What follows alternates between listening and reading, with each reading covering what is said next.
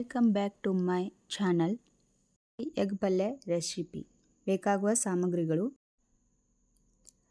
Stove ಹಚ್ಚಿ ಬಾಣಲೆ ಇಟ್ಟು ಸ್ವಲ್ಪ ಜಾಸ್ತಿ ಎಣ್ಣೆ ಹಾಕಿ 3 ಚಮಚ ಮುರುವರಿ ಸಾಸಿವೆ, ಆಮೇಲೆ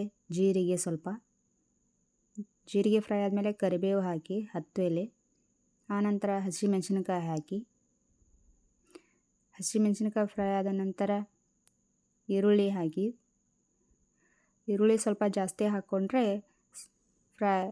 ರುಚಿ ಚೆನ್ನಾಗಿರುತ್ತೆ. ಆಮೇಲೆ ರುಚಿಗೆ ತಕ್ಕಷ್ಟು ಸಾಲ್ಟ್, ಅರಿಶಿನ ಪುಡಿ 1 ಚಮಚ, ಮತ್ತೆ ಫ್ರೈ ಮಾಡಿ.